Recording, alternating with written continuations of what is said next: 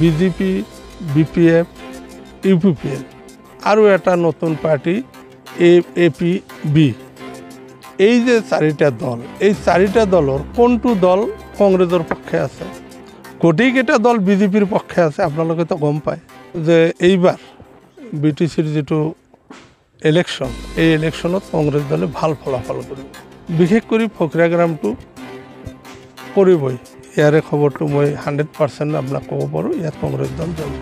না, নিৰ্বাচনটো আমাৰ 40টাতে খেলাৰ কথা আছে।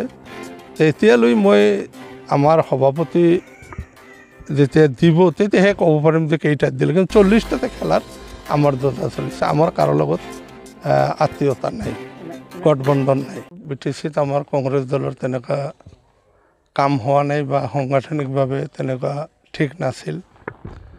আমাৰ বৰ্তমানৰ সভাপতি গৌৰৱ গগৈদেৱৰ নেতৃত্বত আমাক বিভিন্ন ঠাইত আমাৰ বিধায়কসকলক দায়িত্ব দিছে। মোক যেনিবা ফকীৰাগ্ৰাম MCLৰ দায়িত্ব দিছে। মই সেই হিচাপে কেইবাখনো মিটিং কৰিলোঁ। আজি মই কালজাৰ VCDC মণ্ডলত আহিছোঁ। ইয়াত ৰাইজৰ লগত দেখা সাক্ষাৎ হ'ল, কিছু কথোপকথন হ'ল। তো মই ভাবোঁ যে এইবাৰ বিটিচিৰ যিটো ইলেকশ্যন, এই ইলেকশ্যনত কংগ্ৰেছ দলে ভাল ফলাফল কৰিব। বিশেষ কৰি ফকীৰাগ্ৰামটো কৰিবই।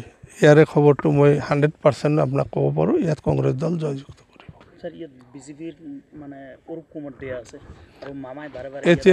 এতিয়া চাওক, বিজেপি, বিপিএফ, ইউপিপিএল আৰু এটা নতুন পাৰ্টি এপিবি।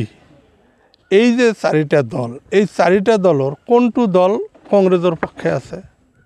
গোটেইকেইটা দল বিজেপিৰ পক্ষে আছে। আপোনালোকে তো গম পায়।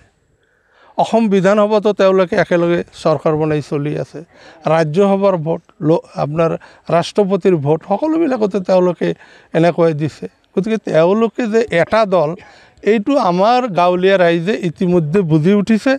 আৰু যিসকলে বুজা নাই আমি বুজাই দি আছোঁ। চাৰিটা মানেই বিজেপি। গতিকে বিজেপিক আমাৰ মানুহ যাতে ভোট নিদিয়ে তাৰ কাৰণে আহ্বান জনাই আছোঁ। না, নিৰ্বাচনটো আমাৰ 40টাতে খেলাৰ কথা আছে। এতিয়ালৈ মই আমাৰ সভাপতি যেতিয়া দিব তেতিয়াহে ক'ব পাৰিম যে কেইটাত দিলে, কিন্তু 40টাতে খেলাৰ আমাৰ যোজনা চলিছে। আমাৰ কাৰো লগত আত্মীয়তা নাই, গঠবন্ধন নাই। মই ক'লোঁ তো ভাল আসন আমি লাভ কৰিম। যিটো বিটিচিৰ কৰ্তৃপক্ষ বা স্বয়ং মুখ্যমন্ত্ৰীও ভবা নাই যে কি ৰিজাল্ট হৈছে। সেই আণ্ডাৰ কাৰেণ্ট, সেই বিটিচিৰ মানুহৰ মনৰ যিটো মানে ভাৱ, সেই ভাৱটো প্ৰকাশ পাব এই নিৰ্বাচনৰ যোগেদি। আমি তেনেকুৱা নকওঁ, কিন্তু ভাল ৰিজাল্ট হ'ব এইটো ক'ম। আমাক নহ'লে কোনেও চৰকাৰ বনাব নোৱাৰে, এইটো কথা আজি কৈ দিলোঁ আপোনাক, খাটাংকৈ কৈ দিলোঁ। এইটো নিশ্চিতভাৱে, ইয়াত কোনো কথাই নাই।